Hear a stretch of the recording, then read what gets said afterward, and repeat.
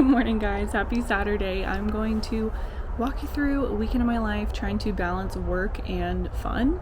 I'm going to the beach today. Tomorrow I'm going to go spend time with my grandma. Last night I did some fun stuff as well for Friday night, but I had a really long week, but I still have a lot of work to do this weekend, and I tend to have a lot of meetings on the weekends since a lot of the people I work with have 9-to-5 jobs as well. So I tend to do a lot of stuff on the weekends and have calls with them on the weekends. So I have a call right now. I'm waiting for them to hop on, and then I'm going to get ready to go to the beach. So thought I would take you guys along with me. Ever since I moved back to Florida, I've had friends, family, as well as people in my community ask me, don't you need to take more of a break? And it's usually because, like I'm talking about in this video, I tend to work on the weekends and I tend to not really take full days off. But the thing is, and what I've realized works best for me, is instead of having full days where I don't do any work and I allow myself to completely relax for 2 days on the weekend, I function better whenever I just take a break when I need it. If I'm in the middle of a long work day and I'm feeling burnt out, I take a break. If I'm in the middle of the week and I need half a day off,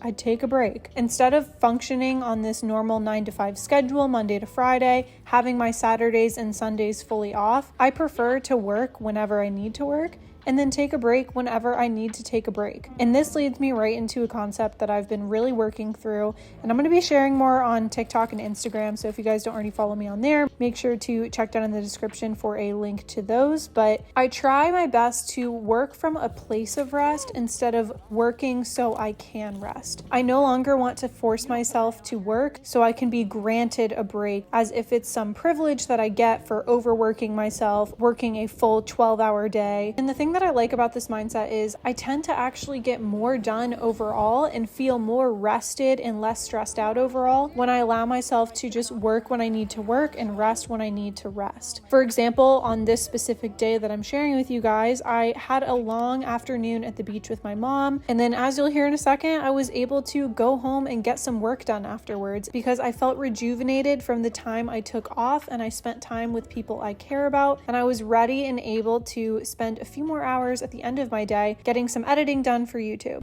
I just got back in my car, had a really nice beach day with my mom. We got acai, and that coffee was like a green coffee, which, if you guys don't know, is basically unroasted coffee beans. You make coffee with unroasted beans, and then it had passion fruit juice in it, so it was like kind of tastes like a tea-ish coffee. It's really good. So we had that, which was delicious, and then I am about to head home, but my mom gave me this check that I got. I think it's my deposit back from my apartment in DC. So hold on. Oh my gosh. I'll just put you guys here. I forgot to bring my camera. Anyways, I just wanted to open this with you guys so I could hopefully give you guys the good news of my big deposit, because I have no clue what this is going to be because they kept messing everything up at my apartment. I just don't know. I don't know what deposit number they even followed for this deposit. Oops, I did not open it according to the instructions. Also, I 100% got sunburned. I think I forgot to put sunscreen on my arms like an idiot, which stinks because I burn very easily. So random. $444.74. Don't know why that's the amount at all.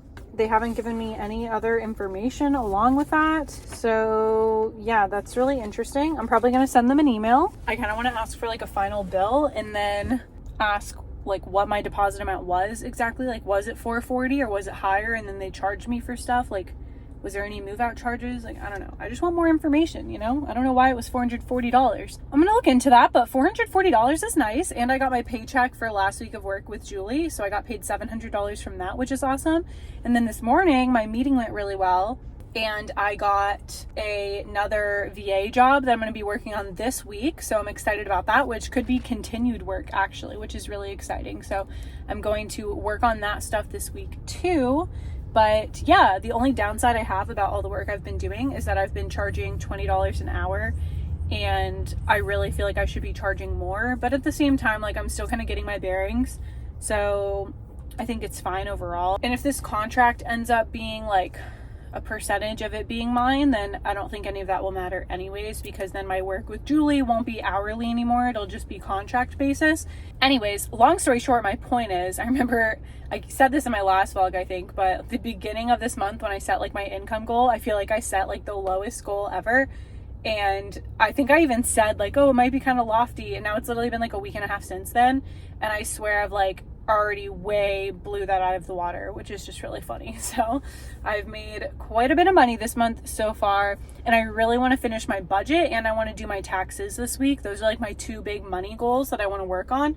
So I'm excited to take you guys along on that, because I'm hoping to get that stuff done this weekend, but it's already Saturday at 4 o'clock, so I don't know if that's possible. But let's drive home, finish whatever we got to get done today. I did want to get a video out today, but I decided to give myself a break and just have a nice day with my mom, go to the beach, and then go back and get some work done. So I'll probably not push the video out until tomorrow is what I'm thinking, or maybe I'll push it out tonight. Yeah, maybe I'll post it tonight. We'll see.